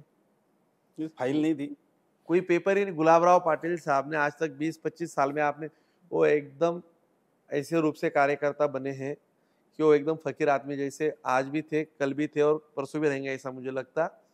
वो कोई एंटरप्रेनर इंडस्ट्री चलाने वाला आदमी नहीं है, वो लोगों में रहने वाला एक जिंदा दिल आदमी है, लोगों की भावना का आदर करने वाला आदमी है. उनका कोई बिजनेस है ही नहीं तो उनका फाइल कहाँ से बनेगा? आपने कहा कि कुछ तो लोग कहेंगे लोगों का काम है कहना. विजय जी, हम भी सहमत हैं. लोगों का ये भी कहना है कि गुलाबराव पाटिल एक सर्वसाधारण पान टपरी चालक से आज कैबिनेट मंत्री तक पहुंचे, ये उनकी राजकीय अचीवमेंट है. लेकिन आपके संदर्भ में भी कहीं ना कहीं कई आरोप लगते हैं कि एक सर्वसाधारण व्यक्ति, सर्वसाधारण कार्यकर्ता, तो राजकारण क्या कोई ऐसा एक बिजनेस है या प्रोफेशन है? आदमी शून्य से डायरेक्ट करोड़पति, अरबपति, खरबपति बन जाता है.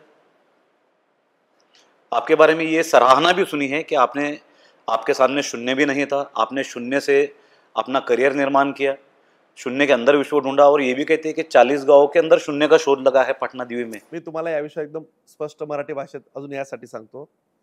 मी राजकारणात येतानाच उद्योजक म्हणून ओळख घेऊन आलोय. मी वयाच्या 20-21व्या वर्षापासून उद्योग व्यवसाय करतोय. माझे बॅलन्स शीट, टर्नओव्हर तेव्हापासून, कागदपत्र असतील, सगळे प्रोफेशनल कंपन्याज असतील तेव्हापासून मी रन करतोय. मी राजकारणाच्या येण्याच्या अगोदर देखील माझी एक स्वतःची शुगर फॅक्टरी होती, माझ्या काही कंपन्या होत्या. माझा राजकारण हा व्यवसाय नाही. आणि एखादा माणूस जगजाहीरपणे सांगतो की बाबा मी कोणाचे नोकरीचे पैसे घेतले असतील, कोणाचे कमिशन खाल्लं असेल, कोणाच्या बदल्यांमध्ये इन्व्हॉल्वमेंट असेल, ज्या पद्धतीने मागच्या कार्यकाळात अनेक लोकांची स्कॅममध्ये सापडले, जो माणूस पब्लिकली इतक्या लोकांसमोर सांगतो आणि माझं सगळ्या लोकांशी राजकीय वय असताना एकही माणूस पुढे येत नाही, याचा अर्थ माझ्या सांगण्यात एक तर अर्थ आहे किंवा माझ्यावर आरोप आहेत एक ते खोटे आहेत. मी जे काही केलं आहे हे प्रचंड मेहनतीतून, कष्टातून, स्वतःच्या हिमतीने, कलानं, याच्यातून हे सगळं केलं आहे. आणि हे काही आमदार झाल्यावर केलं असं काही नाही. मी आमदार होण्याच्या अगोदर मागच्या 10 वर्षा अगोदर माझा जर ग्रोथ बघितला तर त्यावेळच्या माझ्या सगळ्या असेट्स, त्यावेळेचे माझे बिझनेस ते मी एक्सपान्शन करत गेलो. आणि माझं आजही जर म्हटलं तर व्यवसायाचं स्वरूप हे आहेच. मी 1000 घरांची स्कीम इथं करतोय. माझं मुंबईत व्यवसाय आहे. माझ्या ऑफिसेसपासून तर सगळी यंत्रणा, फॅक्टरी, अजूनही माझ्या डोक्यात चाललेलं एक्सपान्शन आहे. राजकारण हा माझा व्यवसाय नाही. मी अनेकदा सांगितलंय, माझा रोजीरोटीचं साधन हे वेगळं आहे, त्यातनं मी राजकारण करतो. हा माझा एक राजकीय एक तो भाग म्हणून, आवड म्हणून, लोकांची सेवा म्हणून मी करतो. दादा, जिल्ह्याच्या राजकारणाशी पुन्हा निगडीत एक प्रश्न विचारतोय. उन्मेष पाटील यांनी काही पत्रकार परिषदा घेतल्या. दूध संघाशी असेल, पीक विम्याशी निगडीत असतील, जिल्हा बँकेशी निगडीत असतील, सचिवांचे प्रश्न असतील. आणि ही वस्तुस्थिती होती की ते प्रश्न लोकांशी निगडीत होते, शेतकऱ्यांशी निगडीत होते, हे आपण नाकारून चालणार नाही. गंभीर स्वरूपाचे आरोप झाले. थेट गिरीश भाऊंना चॅलेंज देण्यात आलं, जामनेरच्या बाहेर पडू देणार नाहीत. ते इतके आक्रमक होत असताना तुमच्या पक्षातील नेते त्या तुलनेत किंवा त्या आक्रमकतेने त्यांना उत्तर देत नाही. तर कुठेतरी तुमचा पक्ष किंवा तुमचे पदाधिकारी सेफ झोनमध्ये खेळतायत का? अगदी थेट म्हणायचं झालं की काही आपण ज्याला म्हणतो की संबंध जोपासतायत की घाबरून येत. बघा, उथळ का पाण्याला खळखळाट फार असतो. त्यांच्याकडे आता गमवण्यासारखं काहीच नाही. त्यांचा स्टेक कुठेच लागलेला नाही. आता चर्चेत राहण्यासाठी, लाईमलाईट राहण्यासाठी मोठ्या नेत्यावर आरोप करणं हा त्यांचा एक मोडचा भाग आहे. त्यांनी 2014ला पण तोच केला. 19ला पण देवकर आप्पांविषयी त्यांनी एवढ्या खालच्या स्तरावरचे आरोप केले. त्यावेळचं सोशल मीडिया तुम्ही बघा. देवकर आप्पांचं पूर्ण नामोहरण केलं. त्यांच्या 3 पिढ्यांची जंत्रीपासून तर त्यांचं व्यवहार, त्यांची जेलवारी, एवढ्या खालच्या स्तरावर देवकर आप्पांविषयी आरोप केले की अगदी त्यांच्या राजकीय विरोधकांनी देखील केले नसतील आतापर्यंतच्या. तेच त्यांनी आता इथून पक्षाच्या 15 दिवस अगोदर तेच मोदीजींचं गुणगान गात होते, तेच देवेंद्रजींचं गुणगान गात होते. आता एखाद्या माणसाने जर सुपारी बहादर माणूस कोणावर काही बोलेल, त्याला उत्तर द्यायचं मी तुम्हाला सांगतो. मी त्यांना इथं बऱ्याचदा उत्तर दिली. लोकसभेचं इलेक्शन झाल्यानंतर 2 दिवसात त्यांच्या सगळ्या प्रश्नांची उत्तर मी देणार. तुम्ही आज माझं रेकॉर्ड करून ठेवा. 2 दिवसानंतर पत्रकार परिषद. आता उत्तर देऊन देशाचं इलेक्शन चाललंय. इलेक्शनचे मुद्दे काय आहेत? देशाचे इलेक्शनमध्ये स्थानिक मुद्दे आणायचं आणि इलेक्शन डायव्हर्ट करायचं, हा साधा त्यांचा फोकस आहे. तो फोकस आम्हाला बदलवायचा नाहीये. इलेक्शन झाल्यानंतर उन्मेष पाटील यांच्या पत्रकार परिषदेचे त्यांच्या सगळ्या आरोपांची मी उत्तरं देणार. आतापर्यंत जी आपली चर्चा झाली पूर्ण उन्मेष पाटलांवर झाली, पण आता करण पवारांचाही रोल तेवढाच महत्वाचा आहे. तर नेमकं उन्मेष पाटील, मंगेश चव्हाण, दूध फाटलं, आता ते पनीर होईल की त्याचं डिस्ट्रॉय करायचं ते जनता ठरवणार आहे. पण मग नेमकं करण पवारांचा नेमका रोल काय आणि ते तुमच्या विरोधात काय गेले? ते माझ्या विरोधात केले नाही. आता बघा, कोणी काय बोलावं, त्यांना त्यांची राजकीय मुभा आहे. ते आमचे राजकीय विरोधक आहे. राजकारणात गेल्यानंतर त्यांनी सतीश अण्णांविषयी असंच बोलले होते. ते आता सतीश अण्णांच्या खांद्याला खांद्या लावून बसले. तेव्हा ते आमच्याकडे आले, तेव्हा ते आमच्याशी चांगलं बोलले. हे राजकारणात ही एक त्यांची मोडच आहे. त्यांनी आता माझ्याविषयी काय बोलावं नाही बोलावं हा त्यांचा व्यक्तिगत प्रश्न आहे. त्यांनी कधीतरी एकदा बोलताना सांगितलं की मंगेश चव्हाणमुळे मी नगराध्यक्ष झालोय. याचं त्यांनी स्वतःच मला त्यांच्या खुर्चीवर बसवलं. मी कधी त्यांना मदत केली आहे, त्यांना मी पक्षात आणलं आहे, त्यांच्यासाठी मी काही केलं आहे, मी कधीही बोललो नाही. त्यांनी स्वतःहून ते सांगितलं. आता तीच व्यक्ती जर म्हणत असेल की मंगेश चव्हाणला आम्ही मदत केली, तर हे त्यांचं काही मदत असेल तर त्यांचं मी थँक्स म्हणेल. पण त्यांचं मोठं पण त्यांनी सांगावं की बाबा मी काय मदत केली. परंतु बघा, आता राजकारणात कुणी कोणाला काय मदत केली, उपकार हे मानणाऱ्याला असतात. एखाद्याला उपकाराची परतफेड जर अपकाराने करायची असेल तर हा संस्काराचा भाग असतो, हा शिकवणीचा भाग असतो. कदाचित त्यांच्या डोक्यात काय असेल, त्यांचं काय कशा पद्धतीने जायचं असतील, त्यांच्याकडे आरोप प्रत्यारोप करून किंवा एखाद्या माणसाने उपकार केले त्याच्यावर उतराई न होणं, कदाचित हा त्यांचा संस्काराचा भाग असेल का नसेल मला माहीत नाही. हा त्यांचा व्यक्तिगत प्रश्न आहे. मी त्यांच्यावर फार काही जास्त बोलू इच्छित नाही. संजय राऊत जळगावला आलेत आणि त्यांनी एक अपशब्द प्रयोग केला. त्यावेळी सुद्धा खूप जोराने हा मुद्दा उचलला गेला की संस्कार काय असतात आणि संस्कृती काय असते. दुसरा आपला एक मुद्दा होता की ही जी निवडणूक आहे लोकसभेची ती राष्ट्रीय स्तरावरची आहे. हे दोघी प्रश्नांची मी एकत्र सांगड घालतोय की संजय राऊत यांनी जो अपशब्द प्रयोग केला तो इथं मी पुनरुच्चार करणार नाही, आपण ऐकलेला असेलच. पण तेव्हापासून तर आजतागायत पूर्ण निवडणूक त्या शब्दाच्या अवतीभोवती घुमते. उत्तर प्रत्युत्तर, आरोप प्रत्युत्तर. आणि जो एक राष्ट्रीय मुद्दा होता, मोदीजींच्या नावावर ही निवडणूक लढवली जाते, मोदीजी यांनी हॅट्रिक साधावी किंवा ना साधावी, असे 2 मतप्रवाह आहेत. तर संजय राऊत यांनी मुद्दाम हेतुपुरस्पर असा शब्द प्रयोग करून पूर्ण Bharatiya Janata party, Jalgaon think tank यांचं पूर्ण लक्ष डायव्हर्ट करून दिलं असं वाटतं आपल्याला. म्हणजे राष्ट्रीय मुद्दा ते थेट स्थानिकवर घेऊन आलेत. आता संजय राऊतांनी खरं तर स्वर्गीय बाळासाहेब ठाकरे जर राहिले असते, एक हिंदुत्व अन परस्त्रीला माते समान मानणं, त्यांनी इतक्या घाणेरड्या भाषेत जळगाव जिल्ह्यातल्या आमच्या 2 भगिनींचा अपमान केला. त्याचं उत्तर त्यांना 4 तारखेच्या निकालाच्या दिवशी जनता देईल. आणि ते आल्यानंतर ह्या सगळ्या लोकांची एकच स्ट्रॅटेजी आहे, गल्लीवर इलेक्शन न्यायचं, दिल्लीवर जायचंच नाही.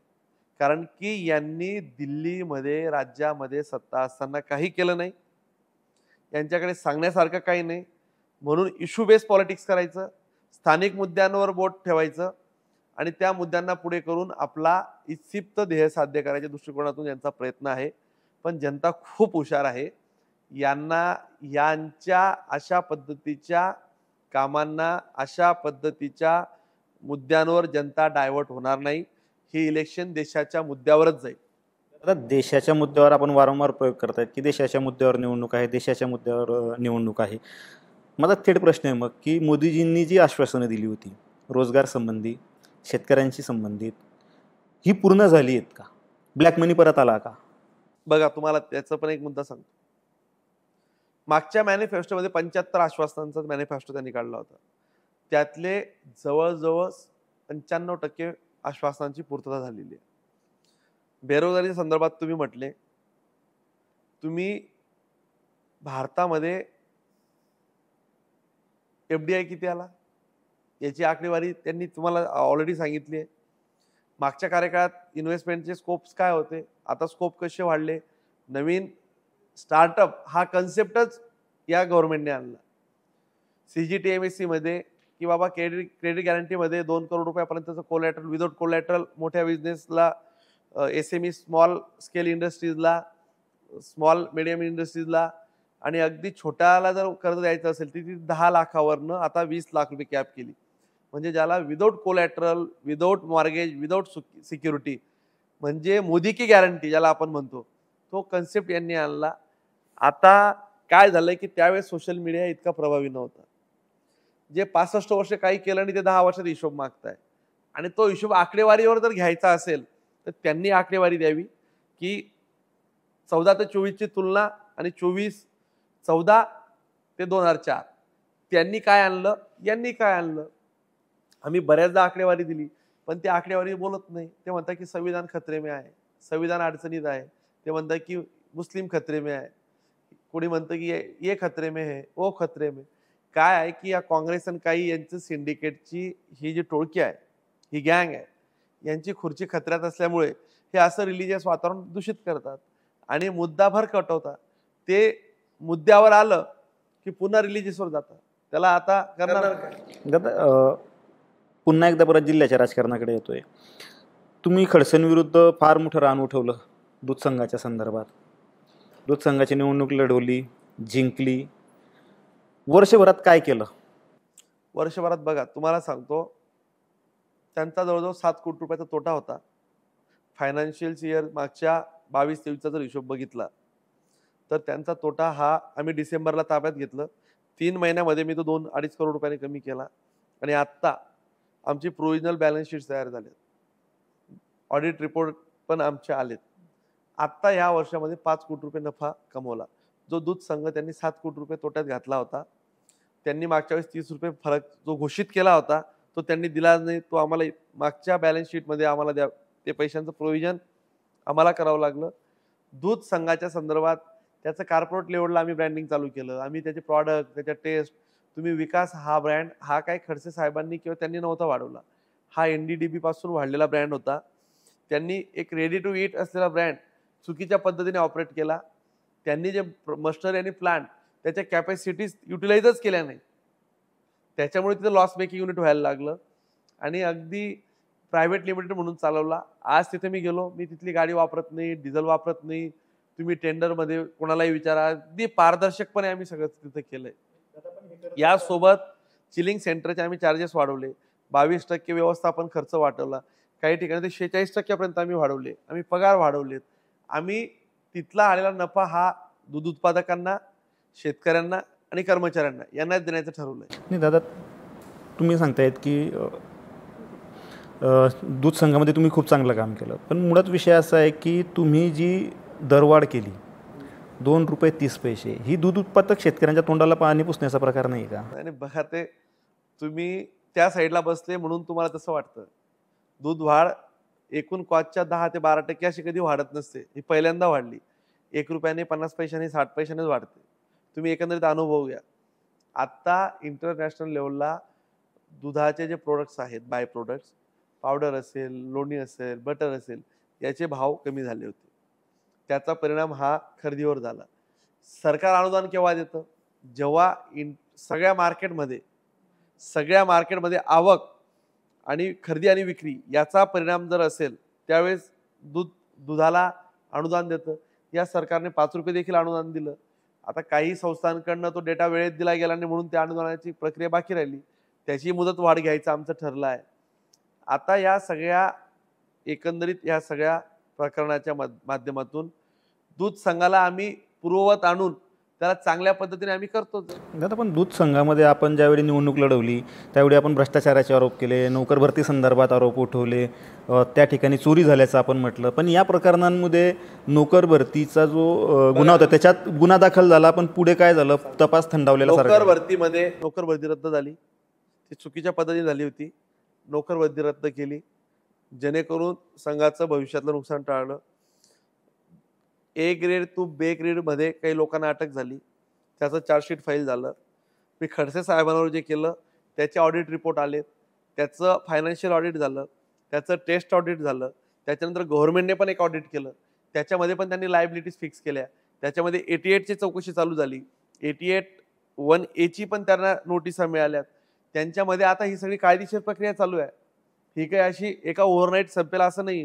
त्याच्यामध्ये गुन्हा दाखल करण्याचं शासकीय ऑडिटर यांनी आता निर्णय घेतलेला आहे. त्याच्यामध्ये परत गुन्हा पहिल्या फिर्यादींमध्ये ही फिर्याद क्लब करणे किंवा नवीन फिर्याद देणे आणि यातले जे लोक असतील ते जनतेसमोर एक्सपोज होतील. पण हे निवडणुकीपुरता आरोप होते का मग? कारण की वर्षभर झाल्यानंतरही जर पुढे काही प्रकरण सरकत नसेल तर मग या प्रकरणांमध्ये एकतर तथ्य नाही, एकतर हे आरोप फक्त निवडणुकीपुरता केले गेले होते. एखादं सुप्रीम कोर्टाचे पण काही जजमेंट्स आहेत, फायनान्शियल जर अपार असतील, त्यात जर काही तक्रारी असतील, 500 कोटीचा संघ आहे, त्याचे पूर्ण चौकशी अंतिम निर्णय होतील. ते काही असे निर्णय परस्पर एका दिवसात होतील असं काही नाही. त्याला फॉरेन्सिक ऑडिट, टेस्ट ऑडिटच्या आधारे त्याच्यावर लायबिलिटीज फिक्स होतील आणि त्याच्या आधारे जो अपार झालाय, अपार रक्कम निश्चित झाल्यानंतर त्या फिर्याद देण्याच्या संदर्भातली प्रक्रिया आता चालू झालेली आहे. त्यामध्ये ऑलरेडी 2 गुन्हे दाखल आहेत, त्याच्यातले सगळे तपास एका स्टेजला चाललेले आहेत. आणि फायनान्शियल व्यवहारामध्ये वर्ष 6 महिने ते निश्चितपणे आजपर्यंत जेवढे फायनान्शियल व्यवहार झाले त्याची एक मोडसच तशी आहे. ते काही क्रिमिनल व्यवहार नाहीत की बाबा तुमच्या खिशातनं 500 रुपये काढले.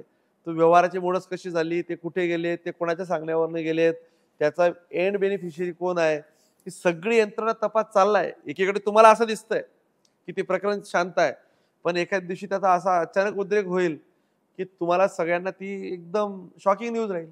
दादा, अभी तक तो सब कुछ सही चल रहा है, आप सारे सवालों के जवाब दे रहे हैं. एक सब महत्वपूर्ण सवाल ये है कि अभी लोकसभा के चुनाव है और उम्मीदवार है स्मिताताई वाघ, जिसको आपने नहीं लाया है, लोग बोलते हैं आप ही ने लाया है. अभी स्मिता वाघ की उम्मीदवारी को आप कैसे देखते हैं? स्मिता वाघ के बारे में कहा जाता है कि उनको ज़्यादा अनुभव नहीं है, वो इंटरेक्ट नहीं कर पाती हैं लोगों से, बहुत ज़्यादा सीधी सादी छवि दिखाई गई है. तो जो आपकी महत्वाकांक्षा है शहर को लेकर, जिले को लेकर, कि वो देश से कुछ मोदी जी के पास से योजनाएं जो लेके आएंगे, सरकार से योजनाएं आएगी, उसको यहाँ पर कार्यान्वित कर पाएंगी क्या? जिला परिषद की प्रेसिडेंट ऑलरेडी स्मिताताई रही है, स्टेट में MLC रही है. आप कैसा बोल सकते हैं ऐसा कि he is the responsible person. Already उन्होंने 2 जगह की पोस्ट पे रहे, जिला परिषद पे चुन के आए हैं और पार्टी महिला मोर्चा की प्रेसिडेंट भी रही है. जब वो की पोस्ट पे थी तब एकनाथ खड़से उस वक्त थे, तो लोग तो ये भी कहा करते थे कि वो कहीं ना कहीं कठपुतली की तरह काम करती हैं. अभी की क्या पोजीशन है? अभी आप किस तरीके से देखते हैं उनकी उम्मीदवारी? याला जोडून एक उपप्रश्न विचारणार आहे. ज्यावेळी वेगवेगळ्या सभा होत आहे, प्रचार सभा भारतीय जनता पार्टीचे, त्यावेळी अनेकदा असं उल्लेख केलं जातं आहे की आमचे जे 2 कॅन्डिडेट आहेत, उमेदवार आहेत, हे निमित्त मात्र आहेत, आपण केंद्राकडे बघून मतदान करावं. तर हे एकीकडे त्यांचं अवमूल्यन आहे की मोदीजी यांचा महिमा आहे? नाही, तुम्ही असं नाही म्हणू शकत.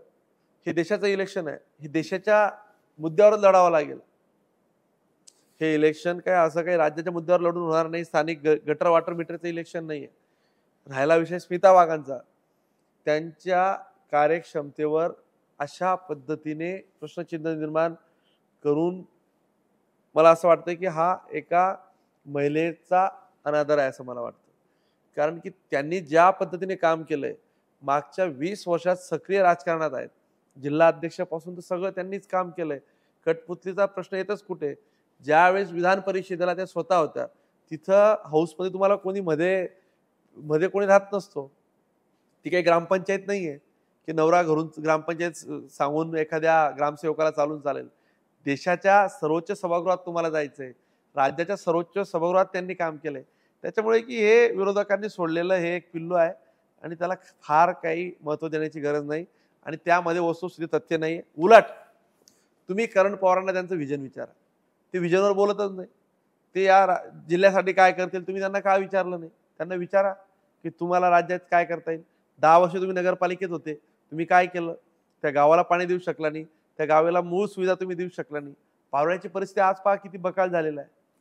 उलट आजच्या तारखेला जर अकार्यक्षमतेचा जर ठपका असेल तर तो आमच्या विरोधी उमेदवारावर आहे.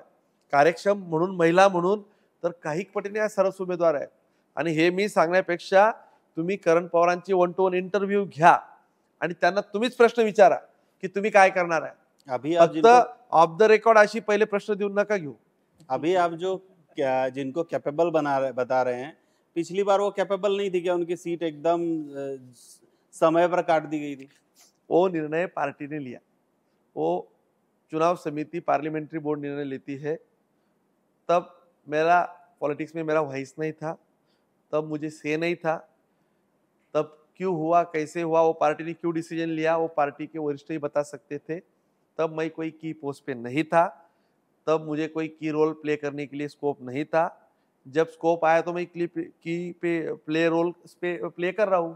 त्यात अशी चर्चा आहे की स्मिता वाघ ह्या राष्ट्रीय स्वयंसेवक संघाच्या विद्यार्थी दशेपासून त्या सक्रिय कार्यकर्त्या होत्या आणि ज्यावेळेस गेल्या वेळी त्यांचं तिकीट कापण्यात आलं तेव्हापासून त्या नाराज होत्या. त्यांचं पुनर्वसन करणं आणि इकडं गिरीश महाजन आणि तुम्ही एका वेगळ्या नावासाठी आग्रही होतात, पण त्यांनी थेट आपलं संघाचं कनेक्शन वापरलं. विनोद तावडे असतील, बावनकुळे असतील यांच्या माध्यमातून ते तिकीट मिळून घेतलं आणि त्या ठिकाणी गिरीश महाजन, मंगेश चव्हाणांना बॅकफुटला ठेवण्यात आलं. ही जी चर्चा आहे वस्तुस्थिती काय? आता बघा, तुम्हीच म्हणता की हे गिरीश महाजनांनी तिकीट दिलं, यांचं तिकीट कापलं. आता तुम्हीच म्हणता की हे तिकीट तुमच्या मनाविरुद्ध आहे. ही चर्चा आहे. चर्चेला काही अर्थ नाहीये. चर्चा तर अशी पण आहे की करण पवारच बीजेपीची बी टीम म्हणून काम करते, तशी पण चर्चा आहे की करण पवारला फक्त नावाला उभं केलंय. त्यांचं तुम्ही पूर्ण यंत्रणा बघा, ठप्प झाली, कुठेच काही नाही. ते आता 2-3 दिवसानंतर आजारी पडतील, त्यांचे नेते आजारी पडायला सुरुवात झाली आहे, अशी चर्चा आहे. आता बघा चर्चेला, आता तुम्ही बघा जिल्ह्यातले बरेचसे नेते आजारी पडतील, तुम्ही 2 दिवसात बघा, जरा माहिती घ्या. जरा नेते गावाच्या बाहेर जातील, जिल्ह्याच्या बाहेर जातील, अचानक फोन स्विच ऑफ लागायला सुरुवात होतील. मग आता करण पवार बी टीम म्हणून काम केली काय? आता बघा, राजकारण या चर्चेला काय अर्थ नाही. आणि स्मिता वाघ ह्या कॅपेबिलिटीच्या याच्यावर त्यांना उमेदवारी दिली. त्या जिल्हा परिषदेच्या अध्यक्ष होत्या, त्यांना विधान परिषदेची तिकीट दिली. मी राजकारणात येण्याच्या अगोदर त्यांचं करिअर त्यांनी ऑलरेडी ग्रो केलंय. दादा, एक व्हिडिओ तुमचा व्हायरल होतोय, एक मिनिट, तुमचा एक व्हिडिओ खूप व्हायरल होतोय की ज्या व्हिडिओमध्ये तुम्ही म्हणतायत की मी मटण खाऊ घालणार नाही, मी दारू पाजणार नाही, पण तुमच्या मेळाव्यांमध्ये मुबलक प्रमाणात मटण आणि दारू वाटली जाते. बघा, मेळावा हा भारतीय जनता पार्टी आणि सगळे कार्यकर्त्याचं नियोजन असतं. त्यामध्ये माझा असाही एक स्वभाव आहे की माझ्याकडे आलेला माणूस, मग तो घरी असेल, कार्यक्रमाला असेल की सार्वजनिक कार्यक्रमाला असेल, खाली पोटाने जायला नको, ही कायम भूमिका असते. त्यामध्ये एक जो व्हिडिओ बनवला आहे की यामध्ये दारू पाजली, हा धादांत खोटा आरोप आहे. उद्या जर तो दारू जिथं, आता एखादा माणूस कोणी दारू तिथे पिऊन आला, 5,000 लोक मेळाव्याला येतात, एखादा कोणी खिशात बाटली घालून आणली, तर मला असं वाटतं की ते मिच्युअसपणा असू शकतो. ती जी गाडीचा व्हिडिओ तयार झाला त्याने स्टेटमेंट दिलं की बाबा याच्या गोष्टीचं मी त्याला ओळखत नाही, मी काही माहीत नाही, मी माझ्या राजकारणात दारू पार्टी दिली असं जर तुम्ही कधी मला सांगितलं तर मी जाहीर जनतेची माफी मागेल. राजकारणात तुम्ही सांगाल ती शिक्षा मी करायला तयार आहे. राहिला विषय जेवणाचा, आता कार्यकर्त्यांच्या आवडीनुसार व्हेज नॉन व्हेज हा ठेवण्याचा भाग हा तिथल्या आमच्या सगळी पक्ष संघटना सगळे नेते यांच्या याच्यातून होत असतो. आता तिथं जर आम्ही आमंत्रित असलो, तिथं काय खावं, कोणी कसं बसावं हा निर्णय आम्ही नाही घेऊ शकत. हा खाण्याचा, जेवणाचा, आता तुम्ही काय खावं हे मी नाही सांगू शकत, तुम्ही काय प्यावं, तिथं आम्ही कुठलीही मदिराची व्यवस्था केली नव्हती, नाही आणि भविष्यातही करणार नाही. हा माझा राजकारणाचा क्लिअर स्टँड आहे. दादा, एक शेवटचा प्रश्न, तुम्ही पहिल्यांदा आमदार म्हणून निवडून आले, तुमच्यापेक्षा अनेक आमदार जळगाव जिल्ह्यात सिनियर आहेत, पण जळगाव जिल्ह्याच्या राजकारणाच्या वलयामध्ये आपलं आपलं जे नाव चर्चेत येतं काय, किंवा आपण ज्याला म्हणतो की आक्रमक भूमिका घेता, जिल्ह्याच्या प्रत्येक विषयामध्ये आपला संदर्भ काहीतरी येईलच या ना त्या मार्गाने, तर तुम्हाला असं वाटत नाही का की ह्या सगळ्या गोष्टींमुळे तुम्ही तुमचे अकारण शत्रू निर्माण करून घेतलेत?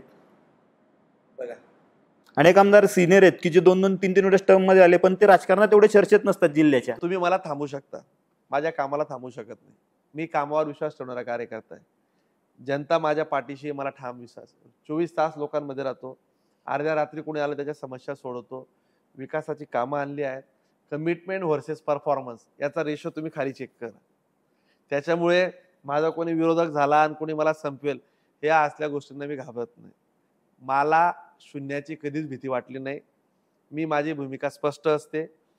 पोटात काही होटात काही ते मला कधी जमणार नाही. मी राजकारणात कोणाला अंगावर घ्यायलाही घाबरत नाही. जी भूमिका असेल ती बेधडकपणे मांडतो. उद्या हा असं करेल, तो तसं करेल, ज्याला जे करायचं तो करणार आहे. माझी नाळ ही सर्वसामान्य जनतेशी आहे. मी सर्वसामान्य जनतेला, कार्यकर्त्यांना बांधील आहे. मी त्यांच्यासाठी काम करतो. 4 लोकांच्या नेत्यांचं मन राखण्यासाठी मी काम करणार नाही. तुम्ही अंगावर घ्यायचं म्हणता, मग पण प्रत्येक वेळी मंगेश चव्हाणच का? भाजपाचे इतर आमदारही आहेत. दूध संघाची निवडणूक लागली, मंगेश चव्हाण अंगावर घेणार. लोकसभेची निवडणूक लागली, मंगेश चव्हाण अंगावर घेणार. असं का? बघा, म्हणजे आपण ज्याला म्हणतो की प्रत्येक वेळी तुम्हालाच का भगतसिंग बनवलं जातं? ते तुम्हाला असं वाटतं. त्याचं मायलेज, त्याचं मॅन्डेट पण मी घेतलं. एवढ्या कमी शॉर्ट पॅनमध्ये जर माझं पॉलिटिकल करिअर जर ग्रो झालं तर माझ्या भूमिका पण स्पष्ट केल्या, त्याच्यामुळेही झालं. एकनाथ खडसेंच्या विरुद्ध मी निवडणूक लढलो नसतो तर माझ्या कॅपेबिलिटीवर, माझ्या एबिलिटीवर लोकांना कायम विश्वास नसता. मी भूमिका स्पष्ट घेतली की हा माणूस पडू शकतो. या माणसाचा खाली बेस नाही, लोक याला नाकारतील. हे राजकीय मला अंदाज घेता आला. तो राजकीय अंदाज घेतला. सगळ्यांना गिरीश भाऊंच्या, गुलाबराव पाटलांच्या नेतृत्वाखाली आम्ही ते लढलो आणि त्याचं फळही मला मिळालं. मी ज्या दूध संघाचं सगळ्यांनी मला विश्वासाने चेअरमन केलं. कदाचित जर मी तशी भूमिका घेतली नसती तर 19 लोकांपैकी एक मी राहिलो असतो. आज भूमिका घेतली म्हणून माझं वेगळंपण पण मी टिकू शकलो. आणि राजकारणात कधीतरी भूमिका घ्यावी लागते. ते दिवस आता गेले की कोपऱ्यात त्याच्याशी गोड बोल, त्याच्याशी गोड बोल. आता लोक हुशार झाली. त्याच्यामुळे कोण काय बोलताय, कोण काय करतंय हे लोकांना सगळं कळतं. त्याच्यामुळे जी भूमिका आहे ती स्पष्ट घेतली पाहिजे आणि विरोधाची भूमिका घ्यावीच लागेल. पक्षासाठी काम करायचंय, नेतृत्वासाठी काम करायचंय, विरोधकांना नामोहरण करायचंय, जे आहे ते भूमिका घ्यावी लागेल. त्याच्याशी मी ठाम आहे. भूमिका घेण्याच्या बाबतीत मी बिलकुल डगमगत नाही. आपण आता समारोपाकडे वळतोय दादा. मगाशी आपण म्हटलं की राजकारण आता गोड गोड बोला असे दिवस गेलेले आहेत आणि आलंगावर घेतला शिंगावर अशी तुमची रणनीती आणि भूमिका आहे. लोकसभा निवडणुकीसंदर्भात एक शेवटचा प्रश्न विचारतो, त्यानंतर मात्र आपण सर्व रजा घेणार आहोतच. कधी नव्हे इतकी लोकसभेची निवडणूक ही मुद्द्यांपेक्षा गुद्द्यांवर आलेली आहेत. अगदी उमेदवारांची जात कळण्यापर्यंत राजकारण गेलेलं आहे. या संदर्भात आपण काय बोलाल? हा समोरच्या लोकांचा वैचारिकतेचा, संस्काराचा, शिकवण्याचा अभाव आहे. आम्ही कधीच त्या मुद्द्यांवर गेलो नाही. कधीच त्यांच्या वैयक्तिक परिवाराविषयी गेलो नाही. वैयक्तिक कुटुंबात कधी गेलो नाही. त्यांच्या परिवाराविषयी, कुटुंबाविषयी, विरोधकांच्या आम्हाला 3 पिढ्यांच्या तंत्र्या माहिती आहे. आम्हाला त्यात जायचं नाही. त्यांचा काय इतिहास आहे, काळा आहे, व्हाईट आहे, ब्लॅक आहे, पिवळा आहे, सगळं आम्हाला इन अँड आउट्स माहिती आहे. पण आम्ही कधीही गेलो नाही. समोरचे जात असतील त्यांना लक लाभो.